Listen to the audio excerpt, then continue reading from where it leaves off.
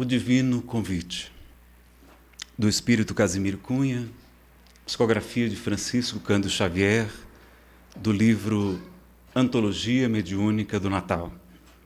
Vinde a mim, vós que sofreis, e a palavra do Senhor, tocando nações e leis, ressoa cheia de amor. Herdeiros tristes da cruz, que seguis de alma ferida, encontrareis em Jesus caminho, verdade e vida. Famintos de paz e abrigo, que lutais no mundo incréu, achareis no eterno amigo o pão que desceu do céu. Almas sedentas de pouso, que à sombra chorais cativas, tereis no Mestre amoroso a fonte das águas vivas. Vinde, irmãos, a Jesus Cristo, o guia que nos conduz.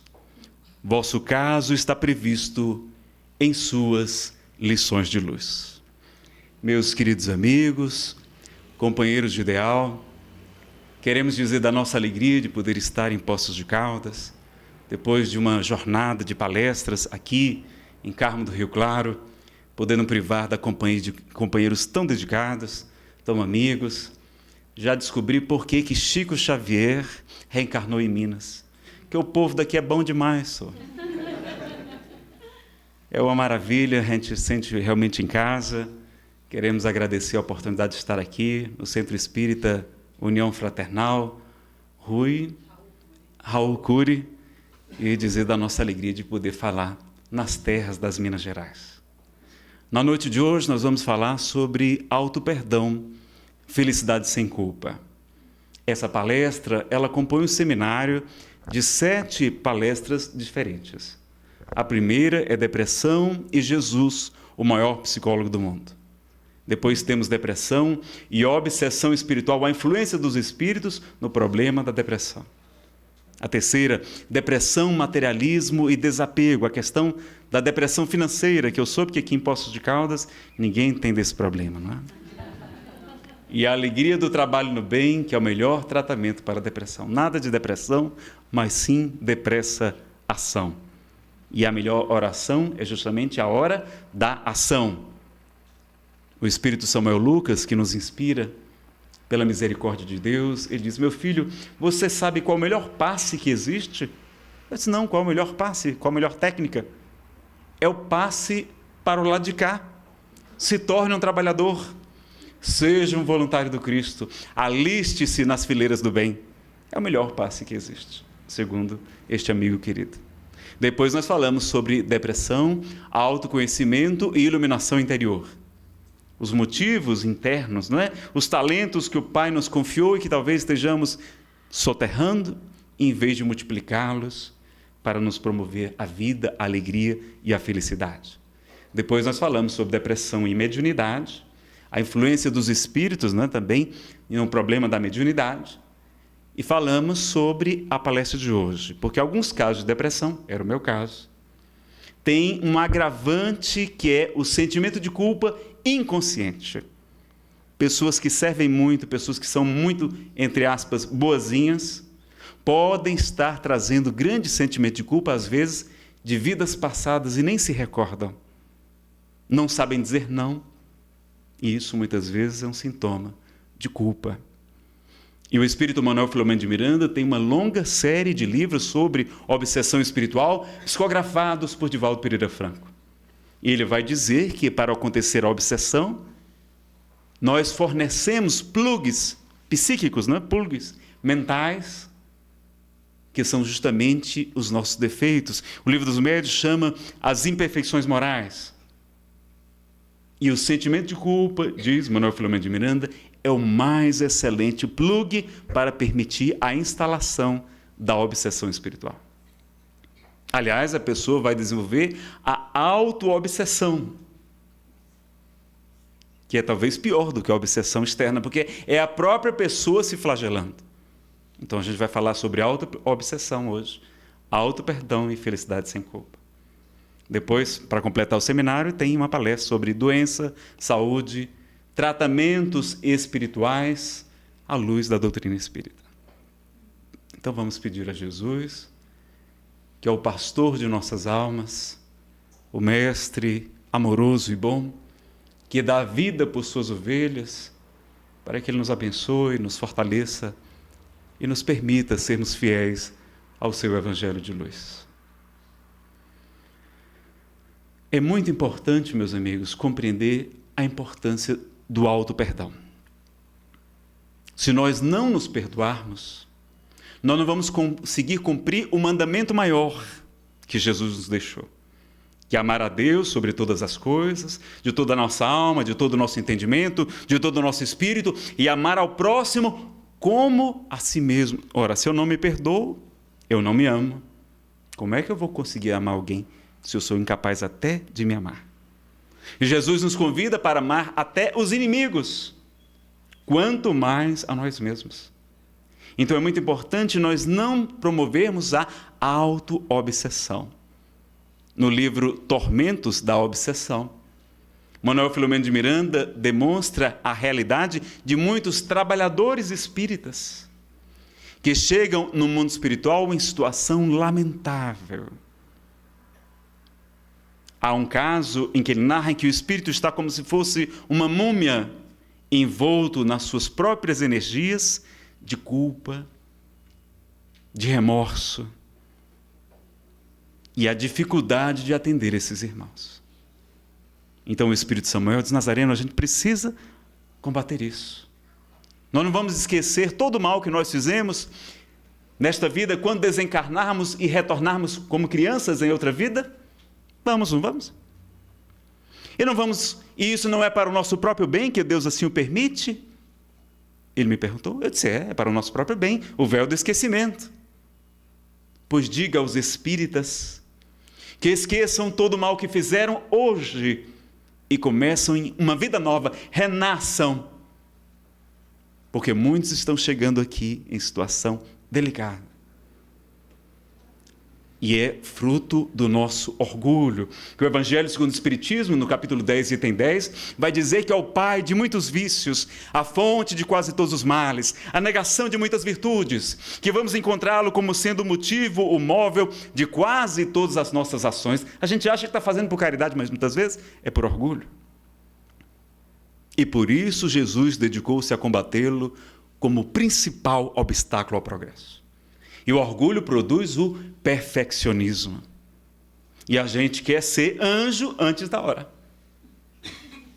Então há muitos espíritas preocupados em se angelizarem, esquecendo-se de antes de se humanizarem, de reconhecerem a sua condição, ter essa humildade de não se comparar com esses espíritos superiores, como Jesus, o ser mais perfeito que Deus oferece ao mundo para servir de modelo e guia. Se comparar a Francisco, o sol de Assis, é falta de humildade nossa. Pelo menos eu não me dou conta de me comparar com eles. A gente se comparar com Madre Teresa, a Santa de Calcutá, Irmã Dulce, a Caridade da Bahia e tantos outros missionários, eu acho que é falta de humildade nossa. Então nós estabelecemos um padrão de perfeição muito alto que a gente não dá conta ainda. E como não vamos conseguir ficar 100% do tempo naquele nível, quando a gente falhar, a gente vai se frustrar. E vamos nos castigar com o nosso perfeccionismo. E há hoje, inclusive no interior do meu querido Ceará, existem frades, sacerdotes, que se autoflagelam, que se automartirizam com instrumentos de tortura, acreditando que o sofrimento é agradável a Deus. E o Espírito Samuel diz: Nazareno, quando você falar isso para o público, eles vão ficar surpresos como é que em pleno século XXI podem existir ainda frades, sacerdotes, se auto-chicoteando, se auto-martirizando. É um absurdo. Mas diga para eles, meu filho, que quase todos nós fazemos a mesma coisa. Não mais com cilícios, não mais com instrumentos de torturas, com chicotes, mas com o nosso sentimento de culpa, com o nosso remorso paralisante, com o nosso perfeccionismo, com o nosso orgulho, com a nossa pretensão, presunção, enquanto deveríamos ter mais humildade, E a humildade é justamente o antídoto contra o orgulho, e junto da caridade, que é o antídoto contra o egoísmo, os dois maiores problemas da humanidade, as maiores virtudes que a gente deve buscar na Terra. Então, reconhecer que a natureza não dá saltos, que não podemos colher fruto antes do tempo, quando temos que esperar amadurecer a árvore. Então, o Espiritismo é muito lúcido. Allan Kardec vai nos dizer que reconhece-se o espírita não é pela sua santidade, não. Reconhece-se o verdadeiro espírita pela sua transformação moral e pelo esforço que empreende em domar as suas más inclinações. Ou seja, o espírita tem defeito também, viu, pessoal? Vocês podem ter defeito. Então, a gente ter essa consciência. Vamos compreender, não é? Que nós viemos muitos de nós viemos da igreja antiga, reencarnamos, né, no período da Idade Média, com um sentimento de culpa, da condenação muito forte, muito presente. E o Espiritismo vem mostrar que não é assim. Na questão número 1000 do Livro dos Espíritos, está escrito que somente por meio do bem se repara o mal, não é pelo sofrimento. E a questão 770 diz que a melhor forma de expiação é fazer a maior soma de bem do que mal que nos seja possível. Então não é pela culpa, pelo remorso que nos parece, mas sim pelo trabalho no bem que a gente vai modificar a nossa programação. Então vejam, Edivaldo nos fala isso no Seminário Plenitude, que Allan Kardec jamais usou a palavra karma na codificação. Ele sempre preferiu dizer lei de causa e efeito, mostrando que o nosso karma é dinâmico, que o bem que nós fazemos hoje modifica o nosso karma. Nós temos uma programação reencarnatória, é verdade. Está lá nas questões 258 e seguintes do Livro dos Espíritos. Allan Kardec pergunta se eles, antes de reencarnar, se eles anteveem as provas, os principais gêneros de provas, que irão passar aqui na Terra antes de reencarnar. E os espíritos superiores dizem que sim. E nisto lhes consiste o livre-arbítrio.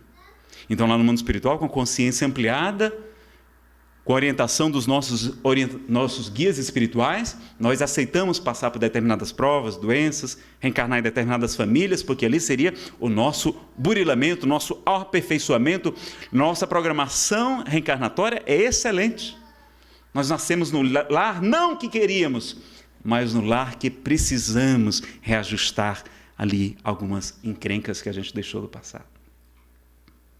Então existe uma programação, mas o Espírito Emmanuel vai nos dizer, através da psicografia de Chico Xavier, que quando os bons espíritos encontram a gente trabalhando no bem, eles suspendem as nossas provas, concedem moratórias, dão descontos, aliviam a nossa carga, porque estamos ajudando os nossos irmãos. Então nós podemos modificar, não é? Um dia, Jerônimo Mendonça, o gigante da alegria, da resignação e da coragem, muito doente, tetraplégico, cego, com uma pedra de 30 quilos sobre o seu tórax para poder pressionar o coração a fim de que bobeasse sangue. Um dia foi ao médico e o médico desenganou, disse que a vida dele estava por um fio. E ele, muito aflito, pediu para ser levado para falar com Chico, ele era muito amigo do Chico. E quando chegou em Uberaba, Chico conversou com ele. E aí ele disse: Chico, os médicos disseram que a minha vida está por um fio. Jerônimo, mas eles não disseram de que tipo era esse fio. E Emmanuel está dizendo aqui que existe fio de nylon, fio de algodão, fio de aço. E ele está dizendo aqui que trabalha e que o fio engrossa. E aí ele sorriu e ainda continuou muitos longos, belos e longos anos conosco. Então, o trabalho no bem. Então, a proposta do Espiritismo não é de condenação, não é de sofrimento, não é de autoflagelação, não, mas sim de renovação, de trabalho no bem. E aí nós vamos compreender isso.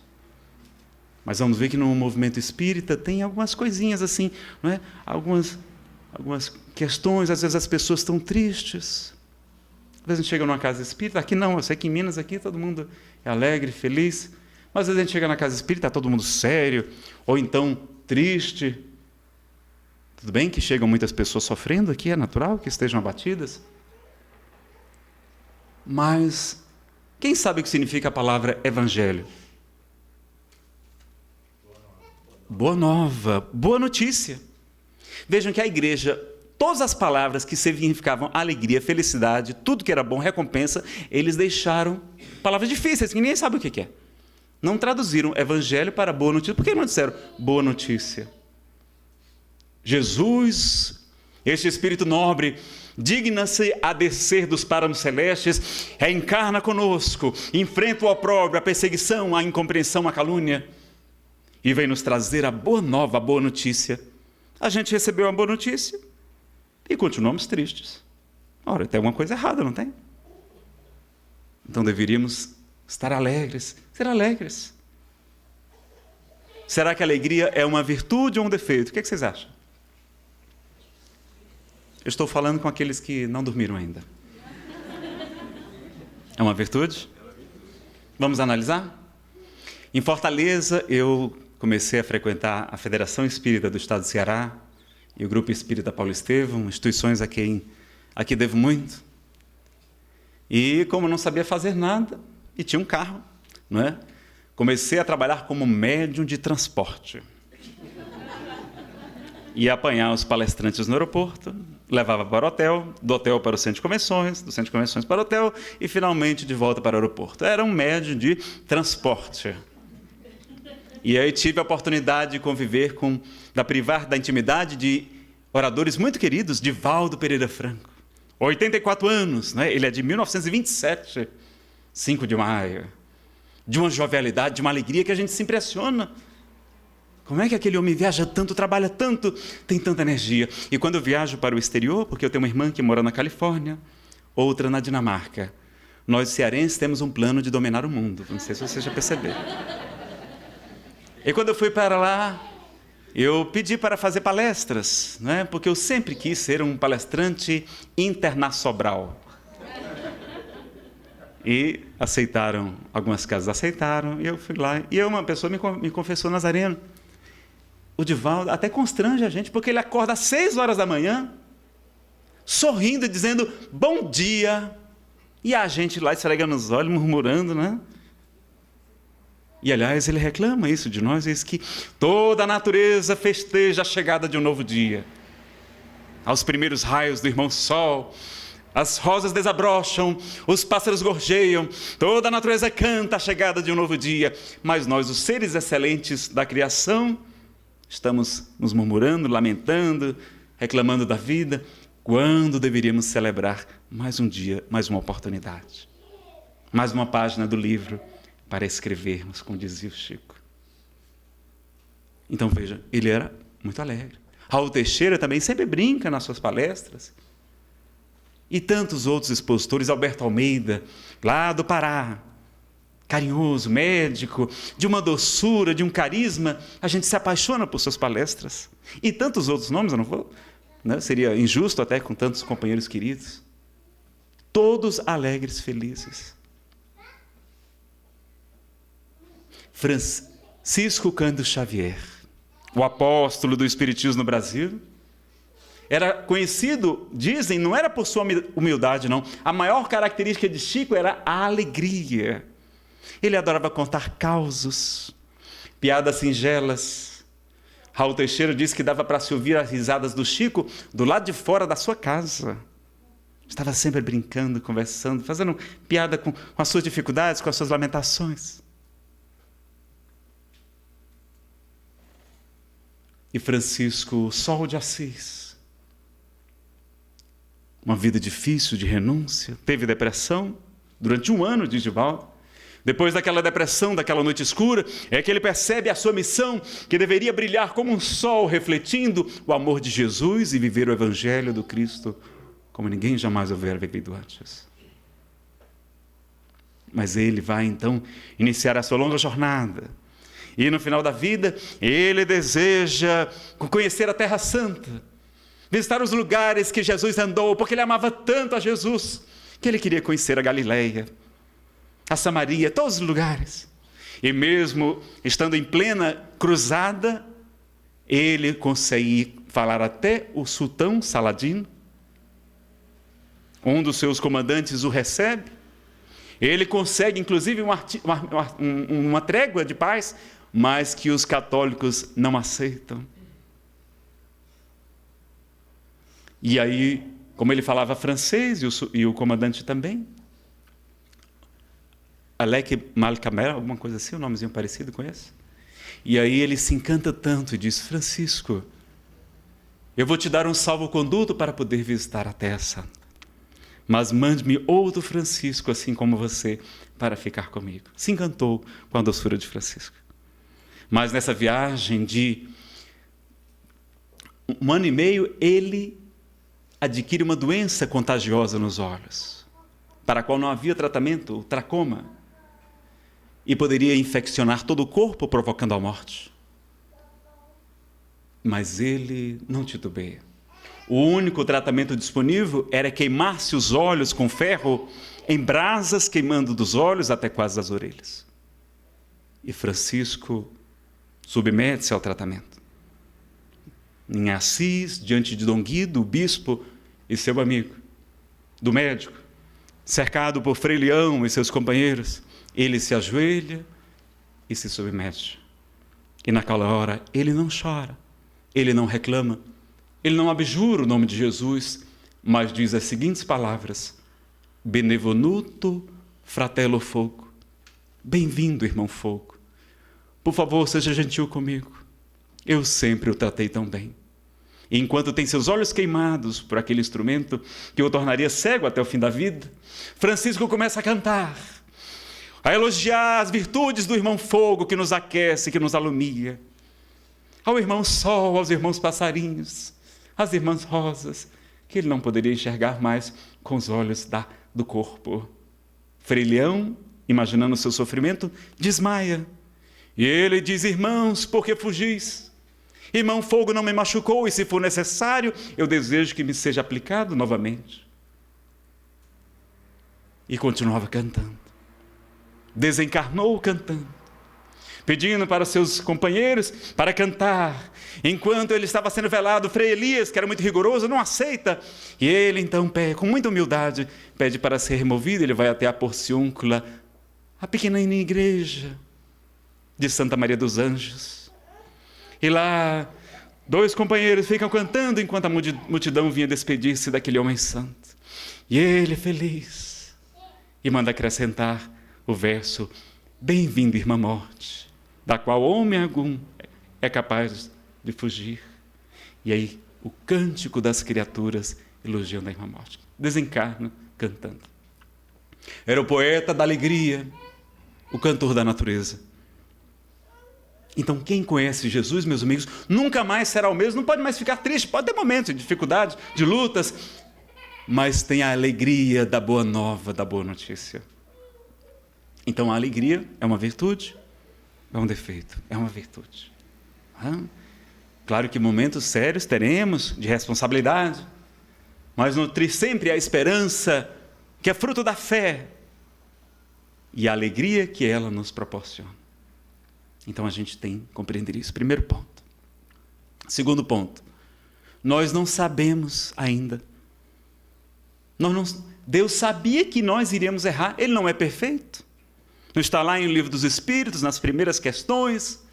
Allan Kardec pergunta aos espíritos e eles dizem que Deus é a suprema inteligência do universo.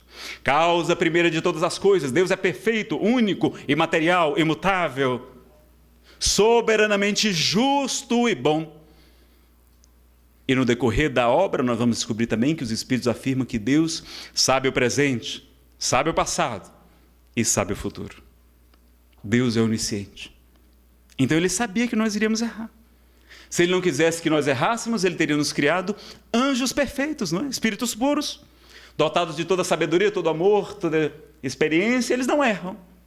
Mas não, o Livro dos Espíritos nos fala na questão 115 que nós somos criados simples e ignorantes, os princípios inteligentes.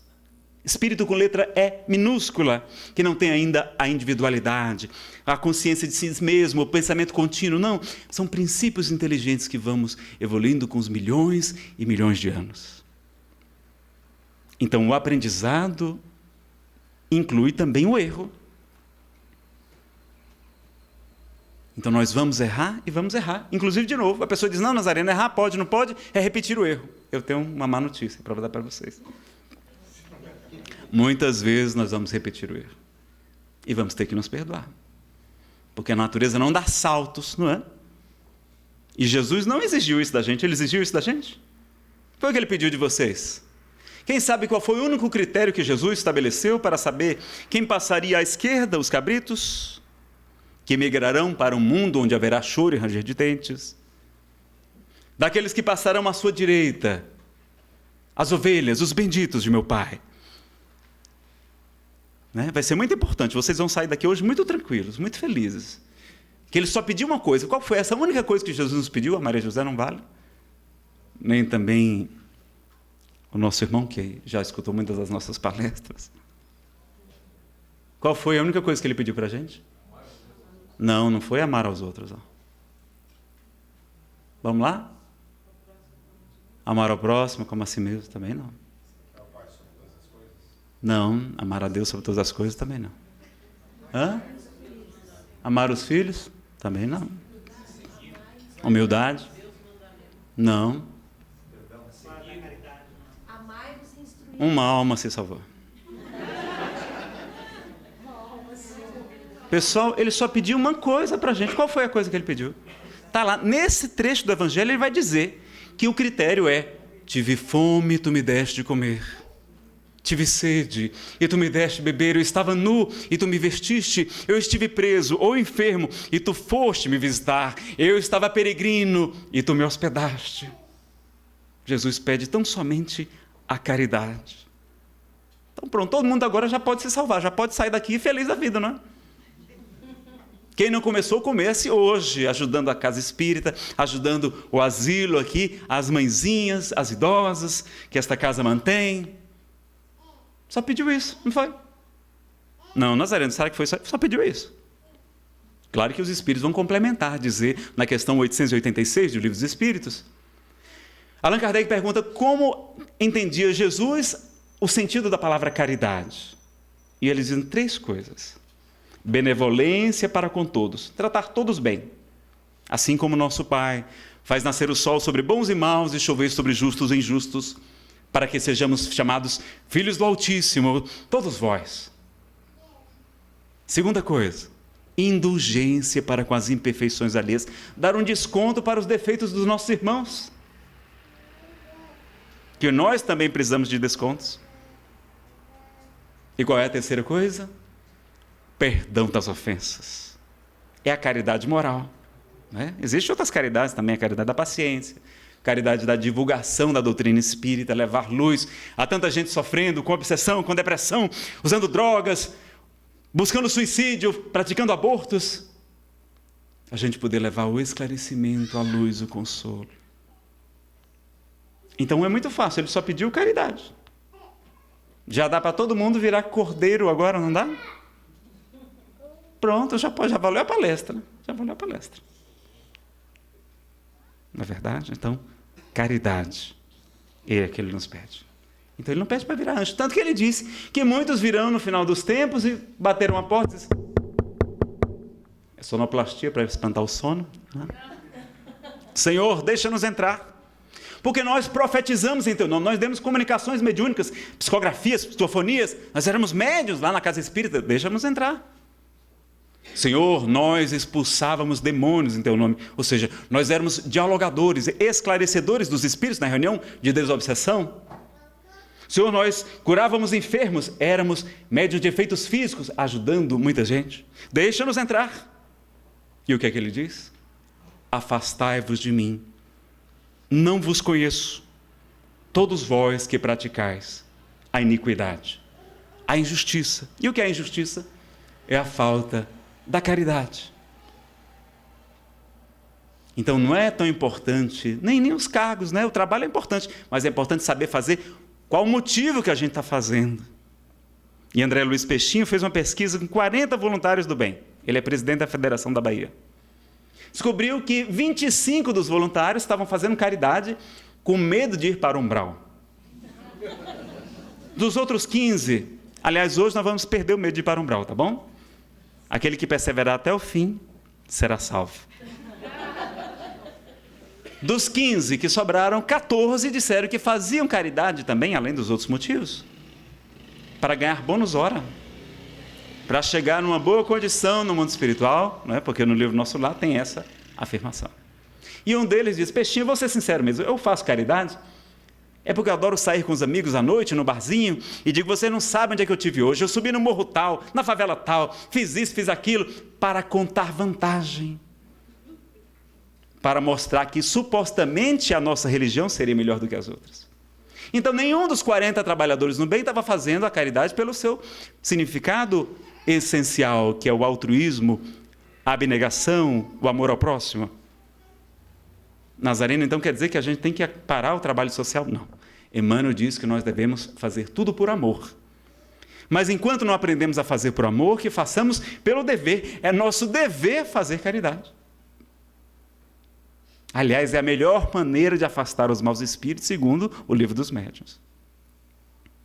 Allan Kardec pergunta, e eles dizem que a melhor maneira de afastar os maus espíritos é pela prática do bem. Porque atraímos a presença dos espíritos superiores, e somente a presença deles é que é capaz de afastar os espíritos maus. Então, quando a gente vai fazer um trabalho social, a gente é que está recebendo ajuda, está sendo beneficiado, está sendo acompanhado. Quando a gente vem para a casa espírita para se instruir, para estudar, para frequentar o estudo sistematizado, a gente é acompanhado por espíritos nobres e ocorrem verdadeiras reuniões de desobsessão, diz Divaldo Pereira Franco no livro Conversa Fraterna, nas palestras, nos seminários, nos estudos. Ocorrem desobsessões. Ele vê os espíritos sendo atendidos, muitos deles. Então precisamos compreender. Bom, primeiro Deus sabia que a gente ia errar. Então nós somos como crianças na infância espiritual, meus amigos. Quem não perdoa o filhinho traquinas que correndo pela casa esbarra e derruba, né, um copo e quebra o copo? O copo é para ser quebrado mesmo, qual o problema? A gente não perdoa. Por que a gente perdoa? Nazareno, é porque eles não sabem o que fazem. Bom, então a gente também precisa se perdoar. O Espírito Samuel vai dizer que a gente não sabe o que a gente faz. Que conversa é essa, Nazareno? Eu já li o Evangelho segundo o Espiritismo, eu já li o Livro dos Espíritos, já li a codificação toda, eu sei muito bem o que eu faço. Será? O Evangelho de Jesus está aí há 2000 anos. E nós não estamos cumprindo nem um pouquinho do que Jesus nos orienta. O conhecimento intelectual só não é suficiente. Os educadores dizem que, primeiro, o conhecimento intelectual, sim, mas tem que se tornar um conhecimento emocional, a gente precisa se envolver com aquele conhecimento e precisa se transformar em prática. Senão, tem que realmente transformar a gente. Então, ouvir falar que é bom ser bom não é suficiente para nos transformar em anjos, não. Porque a gente leu as obras de Kardec, são maravilhosas, mas não quer dizer que por isso a gente agora é anjo, não. Então é como você explicar para uma pessoa que é uma maçã. Se a pessoa nunca viu uma maçã, por mais que você diga, olha, é um fruto vermelho, redondo, não sei o que, cheiroso, tem um gosto bom e tal, enquanto a pessoa não cheirar, não mastigar, não digerir, ela não sabe que é uma maçã. Então nós não sabemos direito de tudo ainda não. Nós estamos aprendendo ainda, tendo noções, somos crianças que têm que repetir, fazer várias séries, não é? A escola e a reencarnação são como várias séries que a gente vai completando da grande escola da vida. Então, o Espírito Samuel de Nazareno, a gente não sabe o que faz. E prova disso é Jesus, há 2000 anos. Quando ele está erguido no madeiro, ele vai dizer, Pai, perdoa-lhes, porque eles não sabem o que fazem. É claro que hoje a gente tem muito mais conhecimento, não é? Allan Kardec até falou isso na Revista Espírita, que a gente não tem nem mais motivo para estar... Porque a gente já conhece, já sabe a verdade. Mas ainda falta introjetar o conhecimento. Né? É importante pontuar isso também. Então vejam que nós vamos aprendendo aos poucos e precisamos nos perdoar e ter essa noção. E no movimento espírita, às vezes tem umas coisas, umas práticas interessantes. não é? Mas que a gente percebe que as pessoas não entenderam talvez muito bem. Eu cheguei numa casa certa vez e a pessoa disse: olha, meu filho, aqui só tem 3 regras. Essas quais são? A primeira é disciplina, a segunda é disciplina, a terceira, disciplina. E aquilo me incomodou. Disse: mas aqui, será que aqui é um quartel-general? Será que essa interpretação está correta? Quem aqui fez direito ou está fazendo direito? Por favor, levante a mão. Eu não vou fazer pergunta não, pode levantar. Só me confirme se eu estou certo. A interpretação literal não é uma das mais pobres de todas? A gente tem que interpretar não só aquele trecho da lei, mas ver se está de acordo com o corpo da lei, se está de acordo com a Constituição Federal da República, se está de acordo com a doutrina, com a jurisprudência. Se ela não foi revogada, tem que ver quem disse, para quem e em que contexto. E se não foi revogada. Quem disse esse negócio de disciplina, disciplina, disciplina? Emmanuel. E para quem ele disse? Foi para a gente? Não, foi para o Chico, porque Chico já era todo amor, todo bondade, todo renúncia. Emmanuel não revogou o mandamento de amar a Deus sobre todas as coisas e amar o próximo como a si mesmo, não. E ele falou assim, as pessoas interpretam mal, só pegam a parte negativa, vejam só. Como foi que Emmanuel falou para ele? Apareceu diante de Chico no açude e disse: Chico, você aceita trabalhar na mediunidade com Jesus? Sim, se os bons espíritos não me desampararem. Eles não o abandonarão. Mas para isso você precisa trabalhar, estudar muito e esforçar-se no bem. E o senhor acha que eu estou em condição de cumprir isso? Sim, desde que você obedeça os 3 pontos básicos do nosso serviço. E quais são eles? O primeiro, disciplina. O segundo, disciplina. E o terceiro, disciplina, é claro. Então Chico, que já era todo amor, ele precisava sim de disciplina, disciplina, disciplina, senão ele não dava conta de escrever 450 livros. Ele era muito assediado, trabalho social imenso, as pessoas o procuravam muito, então ele tinha que ter limites, impor muito bem as coisas, ser muito organizado. Mas a disciplina dele era consigo, não era com os outros. É como o Francisco de Assis. Era extremamente rigoroso consigo mesmo nas suas obrigações espirituais. Tanto que um dia Frei Leão chega para ele e diz: Pai Francisco, existe um homem que tem um jumentinho. O jumentinho está velho, está doente. E ele monta o jumentinho e o esporeia, machuca o jumentinho. Ele abriu os grandes olhos cegos, já estava cego nessa época. Mas Frei Leão, mas me diga quem é este homem para que eu o admoeste. Quem é este homem, Frei Leão? Sois vós, meu pai, sois vós. O jumentinho é o vosso corpo. Ele já está velho, está doente. E vós sois tão rigorosos com ele. Ele então ajoelhou-se e disse: perdoe, meu suave jumentinho. Não foi por mal que eu fazia assim. E vai criar o cântico ao irmão jumento. Mas ele jamais exigia a disciplina dos outros. Ele dizia para os frades para que não imitassem daquele jeito, que não precisavam ser tão rigorosos. Mas ele fazia questão de experimentar todo o sofrimento e vai pedir 2 graças antes de morrer. Ele pede a Jesus no Monte Alverne: Senhor, que eu possa sentir no meu corpo o quanto possível todo o amor que tu, Senhor Jesus, experimentaste pela multidão no momento da tua paixão. E que eu possa sentir, Senhor, o quanto possível toda a dor que tu, Jesus, experimentou no momento do Calvário. Diz a tradição que naquela hora um serafim de 6 asas aparece, tendo por trás a imagem do crucificado. E raios disparam na direção de Francisco, que era médium de efeitos físicos, dilacerando-lhes as carnes, e ele vai trazer as marcas, as chagas do sofrimento de Jesus. Amou tanto a Jesus que pediu até para sentir tudo o que ele sofreu. Chico diz que Francisco foi João, o evangelista, o discípulo amado do Cristo. Eu não tenho a menor dúvida. Só quem conviveu com Jesus podia amar a ele tanto assim. Então ele veio nos dar o testemunho para saber que a gente sabe realmente que a terra é um mundo de expiação, um mundo de purificação, é um mundo de cumprimento de pena, é um presídio, assim, é uma escola, é um templo, é um reformatório, é uma oficina de trabalho. Nós estamos aqui para sermos consertados, é verdade, mas estamos aqui, não precisamos ser tristes. E ele cantava hosanas ao filho de Davi. entoava poesias, cânticos, tiritando de frio e cantando para aquecer o coração dos irmãos. Então vejam, meus amigos, como é importante a gente compreender esse amor de Jesus por nós, que nos ama como somos. Então, a disciplina importante a gente vai produzir muito mais com a disciplina. E o que foi que Jesus nos diz? A cada um segundo suas obras. A epístola de Tiago nos diz que a fé sem obras é morta. E lá no Apocalipse tem 3 versículos dizendo que cada um será julgado conforme as suas obras. Porque aquele que diz que ama a Deus e não ama seu irmão é um mentiroso, nos diz o Evangelho de Jesus. Porque como pode amar aquele que não vê, se é incapaz de amar aquele que está ao seu lado? Então este povo me honra com os lábios, mas seu coração está longe de mim.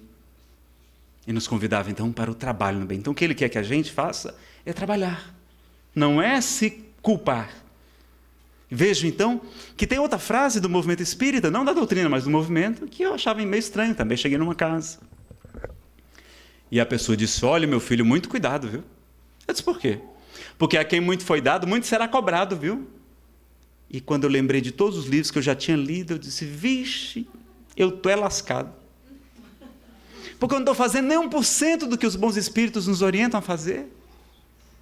E fiquei aflito com aquilo me incomodava. Eu vou até parar de estudar. Quanto mais estudar, pior, não é? Olha que contrassenso. E aí a gente tem que ver quem disse essa frase. Vejam que tem outra frase do Cristo dizendo assim: a quem tem, lhe será dado. Ou seja, quem tem fé, quem tem conhecimento, será dado mais ainda. E a quem quase não tem fé, quase não tem conhecimento, o pouquinho que tem, poderá perder. Estudar não é bom, não. Estudar é ótimo. Nos fortalece a fé, e com a fé a gente vence o medo, que é o instinto de conservação, que é a principal causa de quase todas as nossas imperfeições, como nos diz o livro A Gênesis, no capítulo 3, item 10. Nós falamos aqui na sexta-feira, não falamos?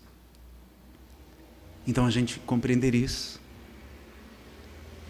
Então quem disse essa frase? Jesus de Nazaré.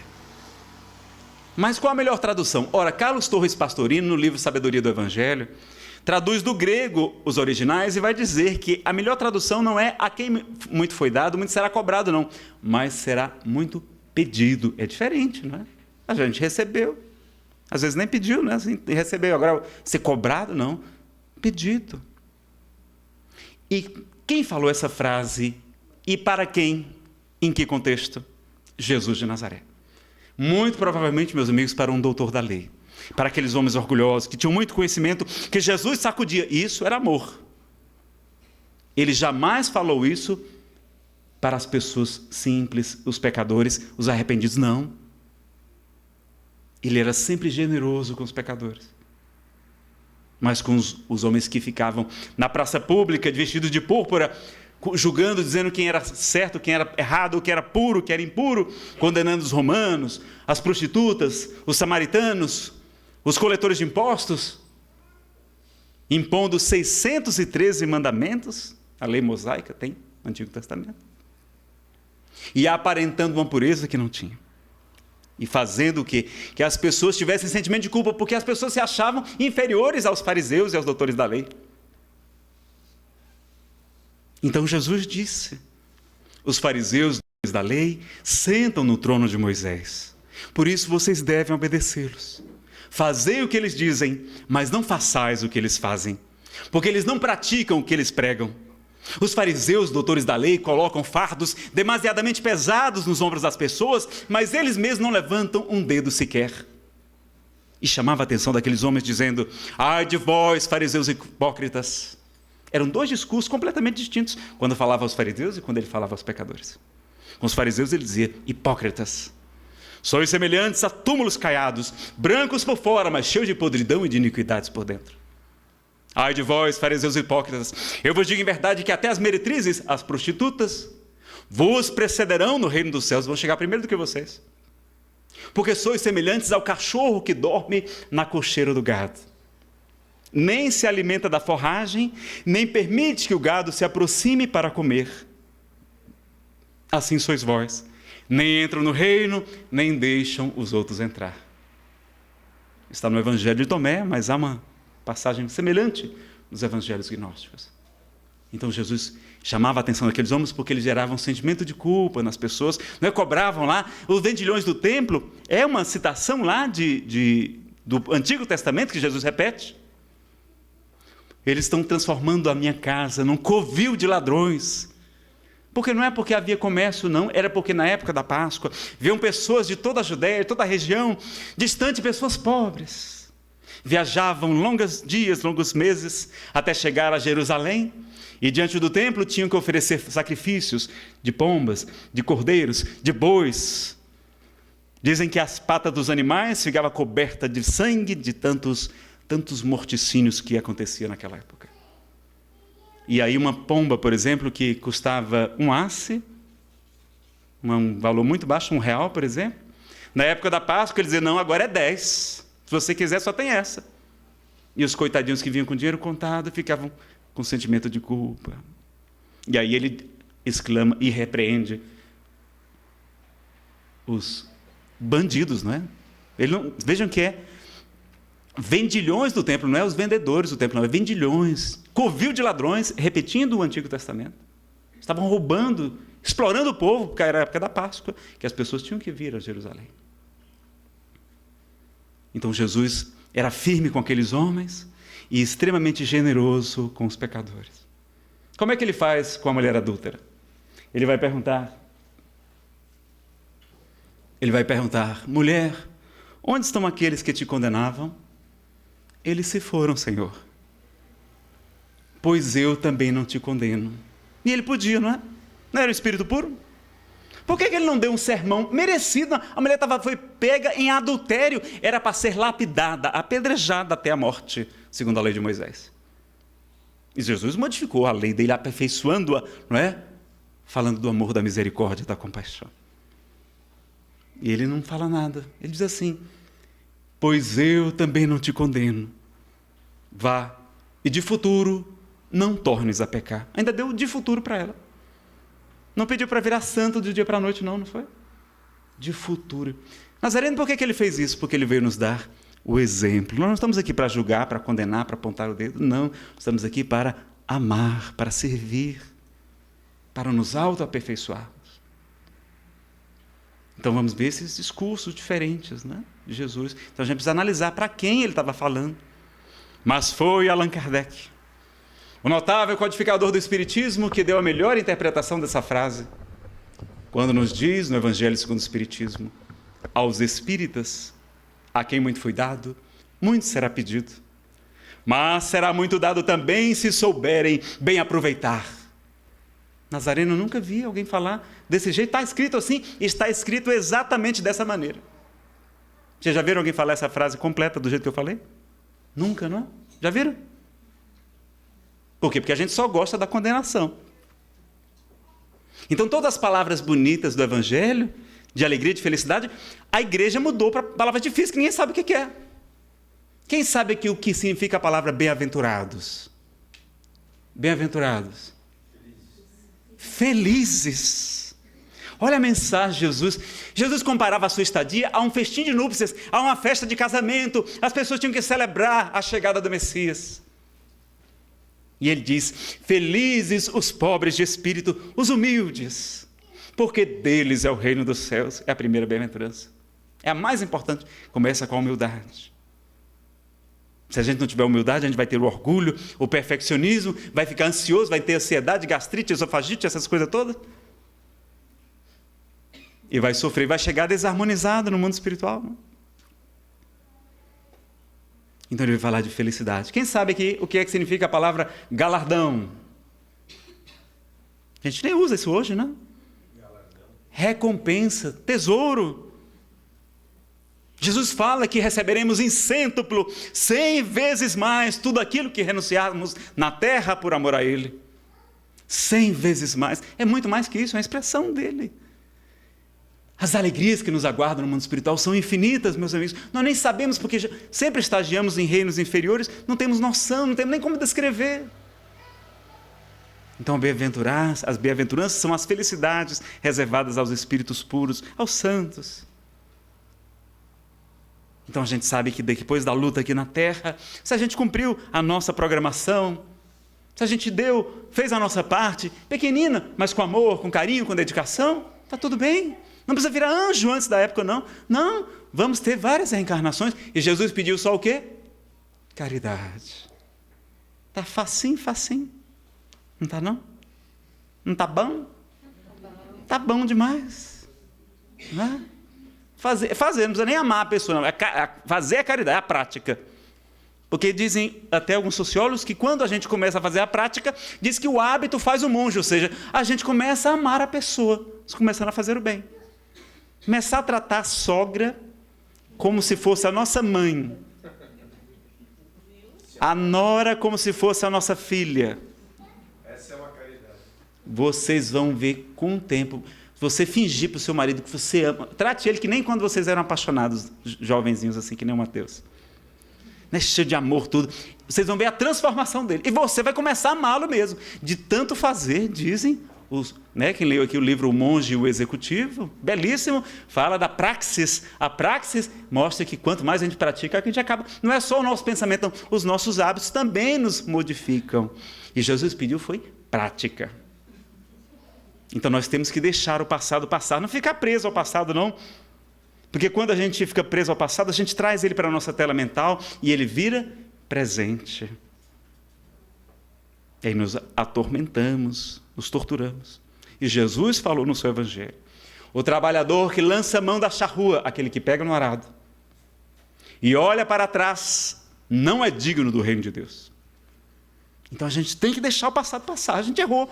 Mas Nazareno, a gente errou, mas vocês acham que nós conseguimos prejudicar quem não devia? O que é que vocês acham?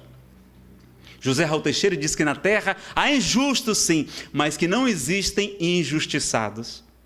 Com exceção dos missionários, né? Porque sendo um mundo de expiação e prova, espíritos que estão aqui, é como se a gente estivesse num presídio, meus amigos. Quem está no presídio tem culpa no cartório, não tem?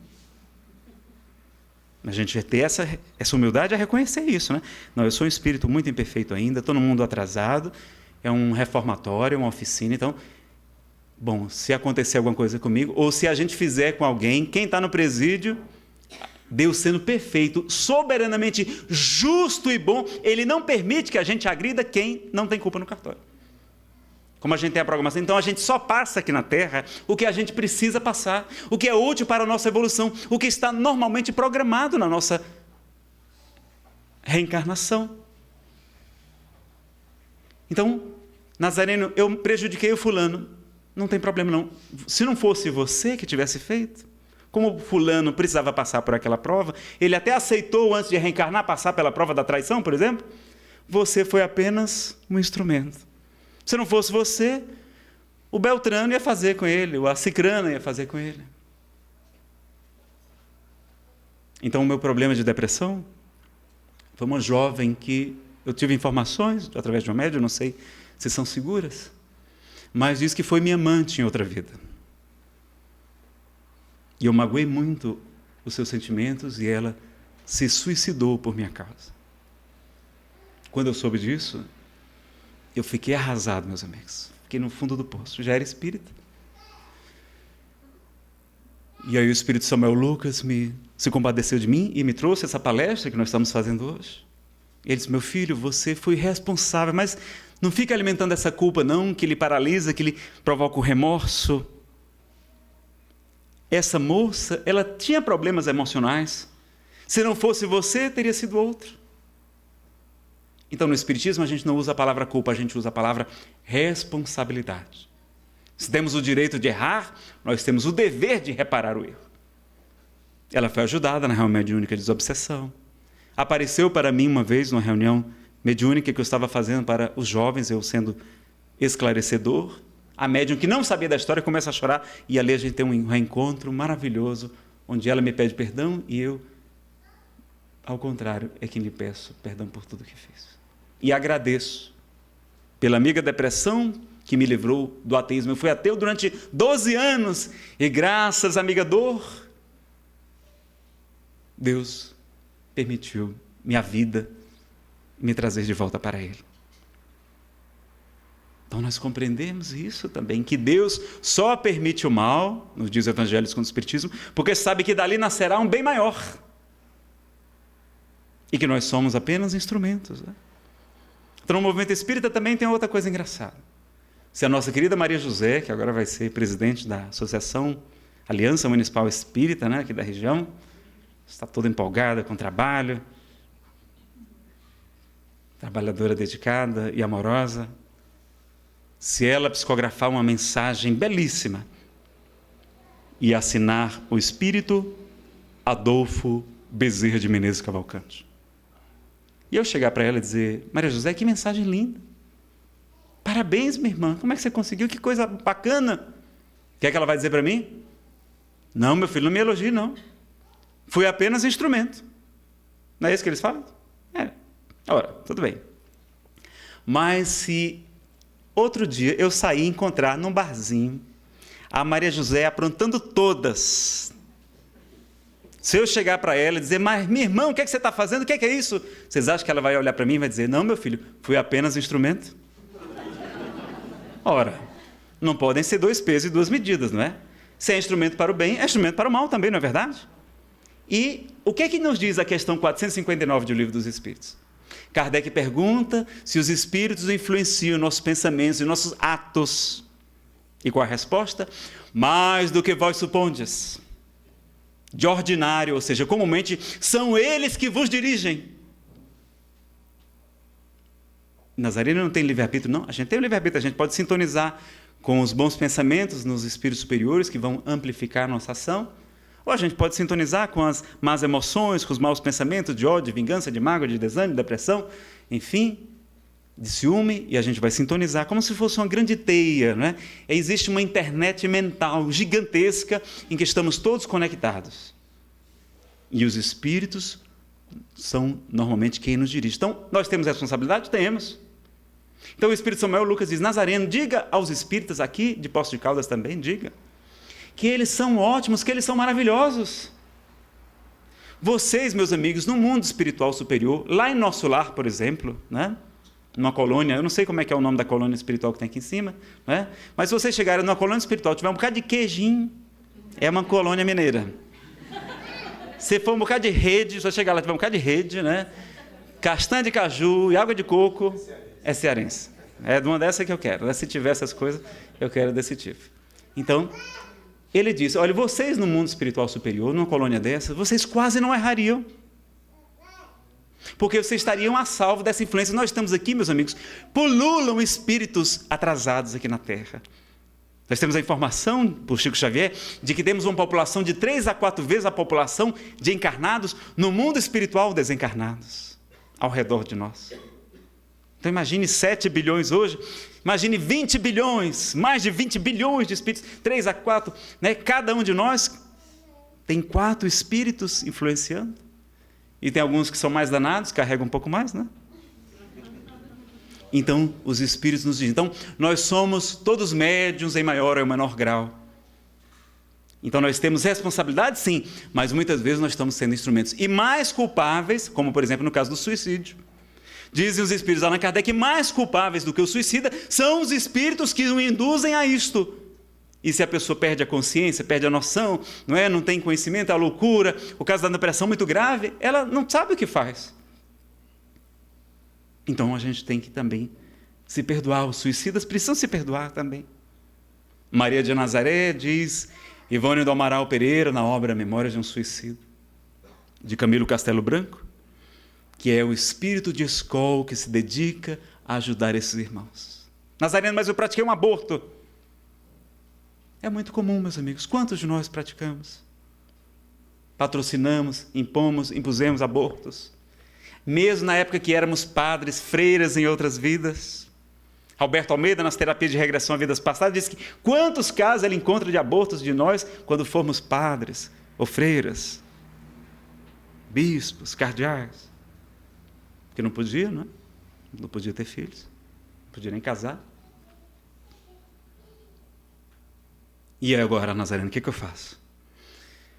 Lembrar que Jesus falou, porque muito amou, seus pecados foram perdoados. Lembrar da epístola de Pedro, dizendo: meus queridos, amai intensamente, porque a caridade cobre a multidão de pecados. Então, a gente errou, não sabia, não tinha consciência, não tinha esclarecimento suficiente. Vamos reparar o erro, vamos receber um outro filho, vamos ser mães de novo. Hoje, com até 60, dá para ser mãe tranquila com a tecnologia que tem. É verdade. Aliás, o Espírito Samuel Lucas tem uma opinião pessoal dele, isso não está na doutrina, mas ele fala que, olha, que é Nazareno, você sabe qual é a melhor desobsessão que existe? Eu disse: não, qual é? Ele diz que é o esquecimento do passado. Então, a melhor desobsessão que a gente pode fazer não é técnica X, técnica Y, terreiro tal, né? Lá que tem uma médium que é forte. O que é uma médium que faz autorofilismo? Né? Não, né? Ele diz: a melhor desobsessão que existe é namorar e fazer menino. Com responsabilidade, é claro. Ter filhos, veja que há 50, 100 anos, ninguém nunca nem veio falar de depressão, de síndrome do pânico, dessas coisas modernas, porque a gente tinha tantos filhos que os obsessores tudo reencarnavam. Estava tudo resolvido, né? Esquecia todo o que a gente aprontou com eles, e a gente babando naquelas criancinhas lindas, a alegria, o objetivo das nossas vidas, o significado das nossas existências, muitas vezes, os filhos. Ah, Nazareno, mas eu não posso mais ser mãe, já passei dos 60, então adote. Ah, mas meu marido não quer. Então, adote emocionalmente, visite um abrigo de criança uma vez por mês, leve lá um brinquedinho de R$1,99, uma fruta, um biscoitinho, um bolo. Leve o alimento das almas, o amor. Essas crianças são tão carentes, meus irmãos, de esclarecimento, de luz, de carinho, de saber que alguém cuida, olha por elas. Uma vez por mês. Ajudar com 50, 100 reais é suficiente para completar às vezes, né? Cuidar da sua educação. Ser mãe dos que sofrem, que vem na casa espírita, atender aos que sofrem. Ser mãe dos espíritos, trabalhando como médium de sustentação, ou médium ostensivo, ou esclarecedor na reunião de desobsessão, atendendo os espíritos enfermos, sofredores, aflitos, desesperados. Com o amor incondicional das mães. É esse o sentido. Vamos ter mais filhos, para ajudar o espiritismo a crescer também, não é? Reencarnar no lar espírita é uma bênção muito grande. E muitos mensageiros têm nos dito, através de médiuns honestos e dedicados, que estão reencarnando espíritos muito nobres para promover a regeneração do planeta. E eles vão reencarnar preferencialmente em lares estruturados, onde terá uma boa educação, uma boa orientação religiosa. E eles poderão vir em nossos lares. Poderemos abrigar tantos missionários do Cristo novamente. Imagine essa alegria. Então, Jesus pede: misericórdia quero e não sacrifícios. 2 vezes, está lá no mesmo evangelista: misericórdia quero e não sacrifícios. E vai nos dizer que a sua proposta é tão revolucionária que a pessoa diz: Nazareno, mas eu já estou com 80 anos, eu vou começar a trabalhar, eu quero ajudar agora, mas eu já estou muito velho, eu já passei muito tempo, não tem mais jeito para mim não. O que é que Jesus disse? Vai nos dizer que quem começar a trabalhar hoje vai ganhar o mesmo salário de quem começou há 10, há 20, há 30, há 40, eu não vou dizer quantos anos faz que a Maria José já está trabalhando bem, para vocês não descobrirem a idade dela. Mas ele vai nos contar a parábola dos trabalhadores da última hora. E o Evangelho, segundo o Espiritismo, vai dizer que nós somos os trabalhadores desta hora. Que iremos trabalhar muito pouco, apenas 1 hora, já quando o sol já está frio, de 5 às 6 da tarde. E vamos ganhar o mesmo salário daqueles que estão trabalhando desde as primeiras horas do dia. Olha a proposta de Jesus. Ele não quer. É importante a nossa transformação. Então a gente precisa se perdoar, deixar o passado passar, amar e compreender tudo isso. Então vejam que na casa, e a gente então recebe muita influência espiritual. Muitas vezes nós somos conduzidos pelos espíritos. Daí a importância do estudo, da frequência na casa espírita, da terapia dos passes, para a gente estar protegido. O estudo em grupo é a nossa proteção. Está lá na Obsessão dos Médios, o capítulo 23. No livro dos médiuns, Allan Kardec fala que quando os espíritos querem enganar o médium, ele faz com que ele fique suscetível às críticas. Qualquer coisa ele se irrita, se melindra. E aí ele se isola do grupo, inspirado pelos maus espíritos. E então ele se torna presa fácil dos espíritos enganadores. Então o estudo em grupo é a nossa proteção. Então tem a influência dos espíritos. Já perceberam que na casa espírita todo mundo fica bonzinho? Não é? Tudo bem que é uma questão social também. Na rua a gente é bonzinho, né? A gente, bom dia, boa noite, obrigado, por favor, com licença. Em casa é senta, levanta, sai, pula, né? Mas na casa espírita a gente percebe que, além disso, as pessoas ficam mais atenciosas, mais dedicadas. Fazem esforços, às vezes, né? Além da conta. São poucos os trabalhadores. Rogai ao Pai para que Ele vos envie mais trabalhadores para a sua seara. Porque a colheita é farta, mas quão poucos são os trabalhadores. É o Espírito Samuel de Nazareno. Existem 2 tipos de obsediados no movimento espírita. Eles quais são? O primeiro grupo são os trabalhadores. Como são poucos, eles estão sobrecarregados. E o segundo grupo são os frequentadores, que já escutaram falar muito da importância da caridade, do trabalho no bem, mas ainda não começaram. E estão se culpando por causa disso, estão se auto-obsediando também. E a solução está aqui dentro. Tem trabalho voluntário para esse pessoal todo aqui? Tem trabalho voluntário para todo mundo. Está todo mundo empregado? De carteira assinada espiritual. E o salário é 100 vezes maior do que o que receberíamos aqui na terra. Então Jesus fala disso, né?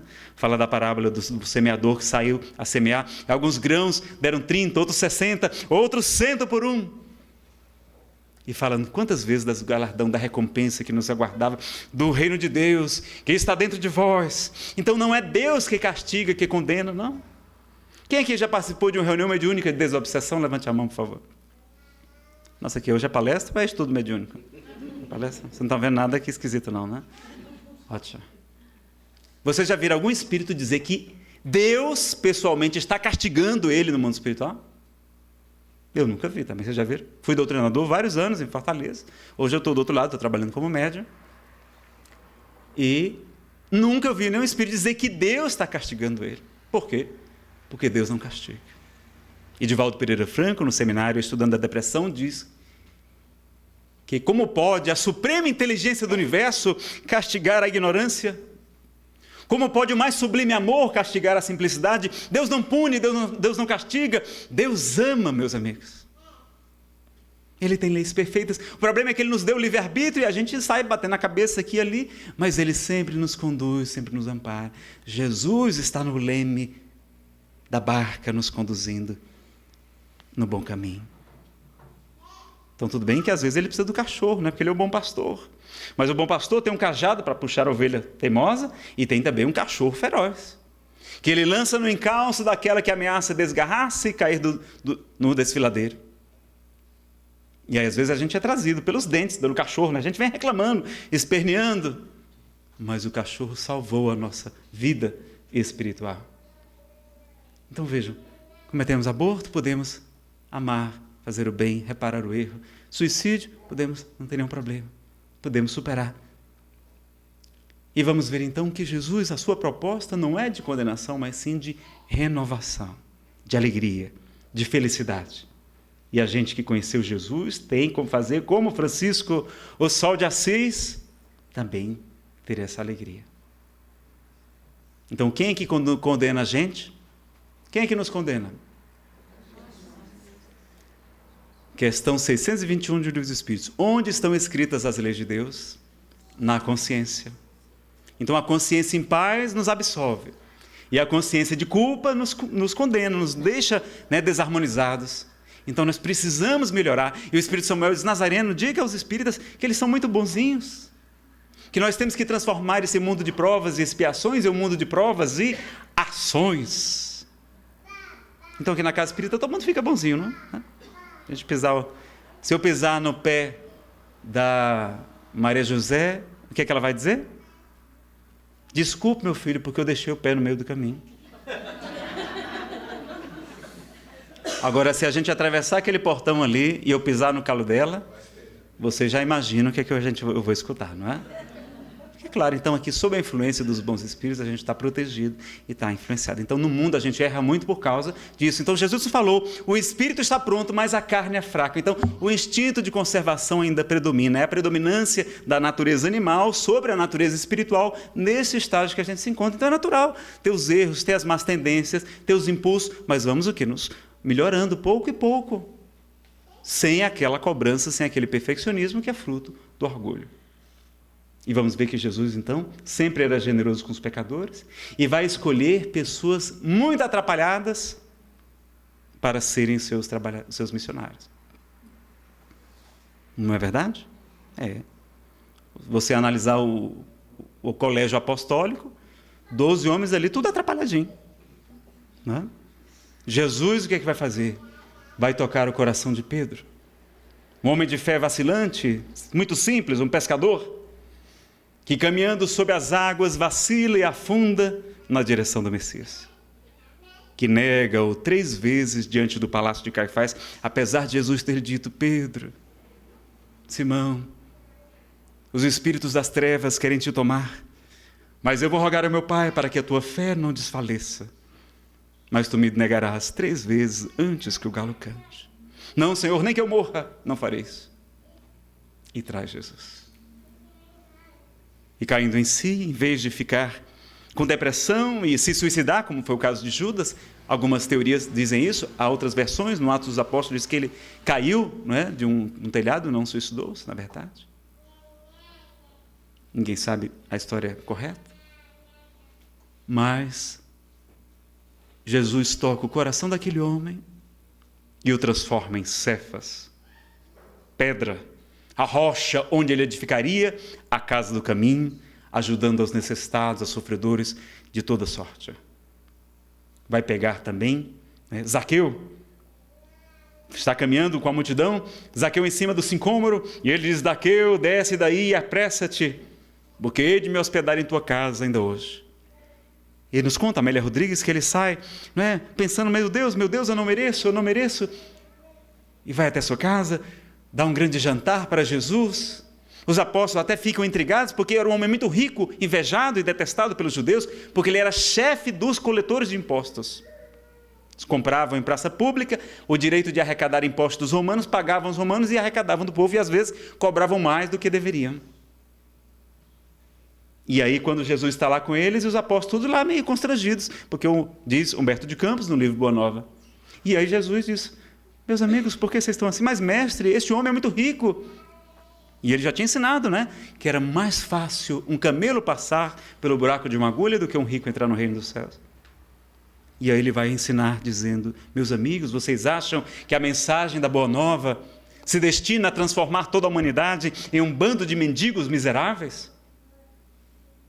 E aí mostra a bem-aventurança de Zaqueu. Zaqueu diz: Senhor, tudo que eu tomei indevido, eu restituirei em dobro e dou metade dos meus bens aos pobres.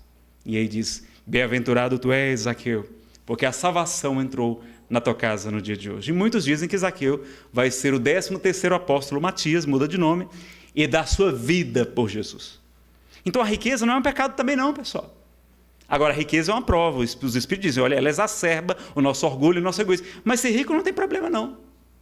Que Nazareno quer dizer que não precisa vender tudo, dar para os pobres, como Jesus disse, não? Não, não precisa. Ele não exigiu isso. Ele exigiu o quê? Caridade. Então, quando o mancebo rico vai conversar com Jesus, ele diz: bom mestre, o que devo fazer para herdar a vida eterna? E aí Jesus, né, fala para ele, diz: olha, o que está escrito na lei? Como tu a lês? Aí o jovem conhecia os mandamentos. Aí ele diz: olha, o primeiro nível de evolução aí, o primeiro estágio, o rapaz diz: Senhor, tenho observado isso desde a minha mocidade. Faze isto e viverás. Pronto. Está ótimo. Se a gente fizer os 10 mandamentos, está excelente, pessoal. Mas aí ele tem feito isso toda dessa minha mocidade. O que me falta ainda? Aí ele diz: o segundo estágio agora, para virar Francisco de Assis, para virar Chico Xavier, que eu não dou conta de fazer não, tá? Mas ele diz assim: vai, vende tudo que tens, distribui entre os pobres, renuncie-te a ti mesmo e segue-me. E o jovem, que era muito apegado aos bens, não segue Jesus. Então, existem 2 estágios. Ele não pediu para a gente isso na passagem dos cabritos das ovelhas, não é? Então, tem 2 estágios. Então, podemos ser ricos, sim, com cuidado, para não aumentar o orgulho, o egoísmo, e ajudar. A gente vai poder ajudar muito mais, ajudar a Casa Espírita, ajudar a divulgação dos eventos, a tvci.com, a TV do Conselho Espírita Internacional, a TV Mundo Maior, promover a divulgação que o Espírito Emmanuel nos diz, que o Espiritismo solicita uma espécie permanente de caridade, a caridade da sua própria divulgação. Quanto sofrimento que a gente podia estar aliviando. Então ele vai pegar Zaqueu, vai pegar Paulo, Saulo, um doutor do Sinédrio, um homem orgulhoso, o anticristo na acepção literal da palavra, que perseguidor dos cristãos, manda apedrejar Estevão, o primeiro mártir do cristianismo primitivo, que era seu cunhado, seu saber. E quando está ali Estevão sofrendo, sangrando, já à beira da morte, Abigail, que entra atrasada, nos narra o livro Paulo e Estevão, por Chico Xavier, do Espírito Emmanuel. Ela abraça Gesiel, Estevão, e ele lhe diz: Abigail, minha irmã, perdoe Saulo, porque ele ama tanto a Moisés. Quando ele conhecer Jesus, ele o amará do mesmo modo. Perdoe Saulo, minha irmã. E abençoa aquele casal. Saulo mesmo assim não se converte. Mas a caminho de Damasco, ele fica cego por uma grande luz. E ele pergunta quem é. Eu sou Jesus. Daí ele pergunta: Saulo, Saulo, Saulo, por que me persegues? Quem és tu, Senhor? Eu sou Jesus. Que queres que eu faça? E em vez de ficar paralisado pelo remorso, pelo sentimento de culpa, por ter prejudicado os cristãos, ele estava indo lá assassinar Ananias. Ele compreende a mensagem transformadora do Cristo e vai ser o maior divulgador do cristianismo. Pregou mais do que Jesus. Apedrejado, incompreendido, perseguido. Ele certo dia exclama: já não sou eu mais quem vive, mas o Cristo que vive em mim. Então, se transformou. Compreendeu a mensagem de Jesus. E para nós encerrarmos, Madalena nos conta a psicografia de Divaldo Franco, do espírito Amélia Rodrigues, que era uma pessoa muito obsediada, tomada por 7 espíritos impuros, que ouvindo falar daquele estranho Galileu que enxugava a lepra, que levantava os paralíticos, que devolvia a visão aos cegos, ela resolve sair de Magdala, porque ela era depressiva. Mesmo rica, dona de muitas sedas, muitas joias, muitos tesouros e perfumes, ela era extremamente infeliz. E aí, numa noite estrelada, ela dirige-se a Cafarnaum, até a casa de Pedro, onde Jesus se encontrava. E aí, Jesus estava falando aos apóstolos, ela abre a porta, com muita vergonha. Ele olha para ela e diz: Maria. Tu me conheces, Senhor? Maria, eu sou o bom pastor. E o bom pastor conhece suas ovelhas uma a uma. Se tu me conheces, Senhor, tu sabes que eu sou uma pervertida. Não, Maria, sei apenas que estás doente. Mas, Senhor, eu vivo no lupanar, no prostíbulo. Mas é também um lar, Maria. É melhor do que lá estivesse exposta como mercadoria para as ilusões dos homens. Como seria bom se estivéssemos dando demonstrações do amor de Deus para todas as gentes. Maria, ama aos teus filhos. Naquela hora ela baixa os olhos e diz: desgraçada de mim, tenho o ventre varado 1000 vezes e jamais tive a honra de ser mãe. Maria, quando eu te digo para amardes aos teus filhos, é para amardes aos filhos que não têm mães, às mães que não têm filhos. Porque amar o filho da própria carne é um dever imposto pela lei dos homens. Mas amar aos filhos que não têm mães, às mães que não têm filhos, é uma proposta do amor de Deus. Maria, tu não vês depois da chuva e da destruição, o sol da primavera beijar o monturo e arrancar dele flores miúdas? Sim, Senhor, eu vejo, pois assim é com todo aquele que ama. Vai, Maria, e ama. E aquela mulher antiga, rainha do sexo, Miriam de Migdol, faz a maior transformação de toda a história do Evangelho, segundo a narrativa de Amélia Rodrigues. Há controvérsias, será realmente ela era uma mulher da vida? Mas a transformação ocorreu. Então veja a proposta de Jesus, pegando aqueles pecadores, aqueles atrapalhadinhos, pegando cada um de nós hoje e nos convidando: vinde a mim, todos vós, que estáis cansados e sobrecarregados, e eu vos aliviarei. Tomai sobre vós o meu jugo, a minha lei, a lei de amor, e recebei o meu fardo, porque o meu jugo é suave e o meu fardo é leve, e encontrareis repouso para as vossas almas. Jesus nos convida, meus amigos. Mas como eu prometi acabar com o medo do umbral de vocês, né? Vamos falar um pouquinho. Vocês têm medo de ir para o umbral? Não? Não? Eu morri de medo. É porque vocês já estão conformados que vão. Bom, um expositor muito querido, Frederico Menezes, de Pernambuco, ele esteve em Fortaleza e acabou completamente o medo da gente de ir para o umbral. Ele falou no seminário: olha, pessoal, não tem medo de ir para o umbral, não. Aí todo mundo perguntou: mas por que, Fred? Porque lá vai estar assim de gente conhecida. A gente vai encontrar o pessoal todo lá, inclusive do Centro Espírita. Mas você, Maria José, aqui? Pois é, meu irmão, fazer o quê? E Claudinei, também, fazer o quê, meu irmão, não é? E aquela pessoa complicada, aquela sogra ou aquela nora: eu tinha certeza que você vinha para cá, não é? E aí, então, por que esse desespero? Não tem nenhum problema, não, né? Então, e agora, se a gente não tiver essa visão de otimismo, né, a gente desencarna e fica tanto medo de ir para o umbral que acaba prejudicando nosso padrão vibratório. Então é ter essa consciência que Deus, sendo perfeito, se Ele nos deixar passar algum tempo lá no umbral, que vocês não vão passar, porque vocês são trabalhadores do Cristo, vocês já sabem o caminho, já sabem que é a caridade que salva, que liberta, que redime. Vocês não vão passar por lá. Mas se a gente passar algum tempo lá, é para o nosso próprio bem. É para a nossa elevação, é para a nossa purificação, porque purgatório significa local de limpeza, de purificação. Do mesmo modo que o suicida sofre muito, é um intensivo ali para se recuperar mais rápido, para que a gente modifique, seja chacoalhado mesmo nas entranhas. Então o Espírito Samuel diz: Nazareno, você sabe, diga para o povo que o umbral é como se fosse um spa. Vocês sabem o que é o spa? É aquele hotel chique, não é? Normalmente caro. Não é caro, pessoal. É barato em vista do benefício, não é? Que a gente paga para passar fome. Para chegar um cidadão lá no nosso apartamento, 6 horas da manhã. Acorda, preguiçoso. Botar a gente para correr o dia inteiro, fazer hidroginástica, fazer não sei o quê, pula corda, fazer isso aqui, papapá, musculação. Na hora do almoço, o que a gente vai comer? Uma folha de alface.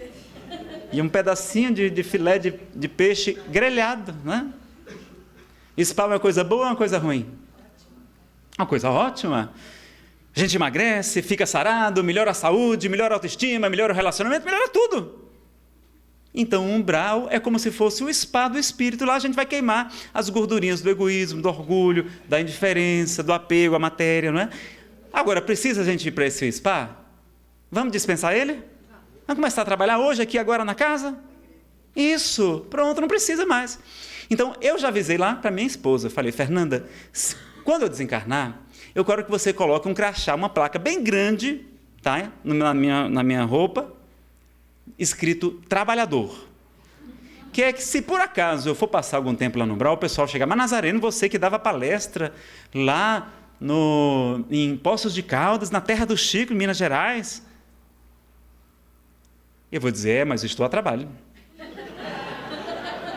Você aqui no umbral, né? Estou aqui, mas estou a trabalho. Então, se a gente for para o umbral, o que a gente vai fazer lá? Vamos fazer palestra, convidar vocês todos, vamos fazer o estudo sistematizado da doutrina espírita, vou levar as apostilas da FEB, vamos fazer aplicação de passe, vamos fazer bem, vamos fazer evangelho no lar, lá vai ser uma maravilha, vamos fazer tanto bem, que até os maus espíritos vão dizer: rapaz, tira essa turma daqui o mais rápido possível, não é?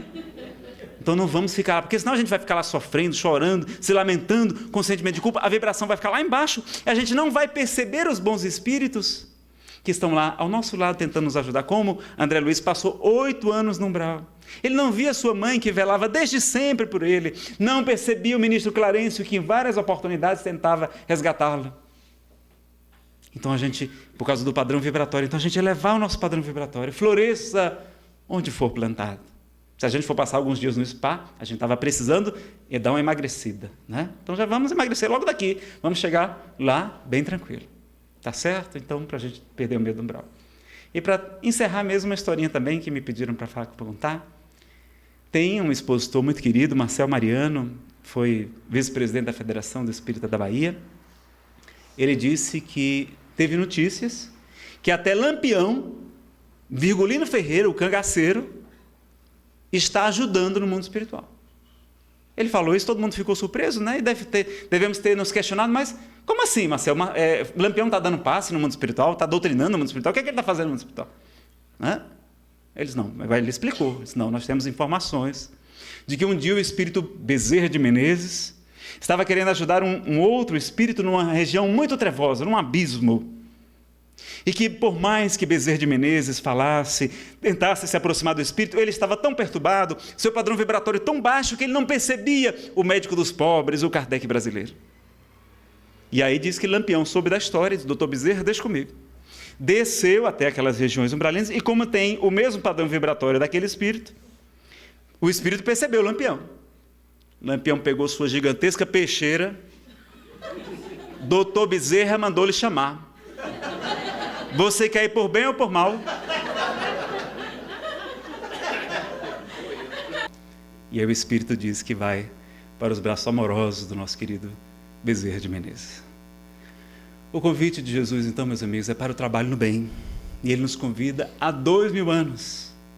Já está na hora da gente escutar o convite de Jesus. Se até Lampião está ajudando no mundo espiritual, segundo essas informações, não é? Por que a gente não pode também ajudar e trabalhar no bem? Todos podemos e todos devemos. Como nos ensina Casimiro Cunha, na poesia Supremacia da Caridade, do livro Parnaso de Além Túmulo, quando Chico, com pouco mais de 17 anos, começa a psicografar mais de 60 poetas brasileiros e portugueses, com todo o seu estilo, com toda a sua riqueza. Um menino simples, mulato, pobre, estrábico, vai, então, trazer a mensagem de muitos poetas que retornam da vida espiritual para dizer que não existe morte, que só existe vida, e vida em abundância.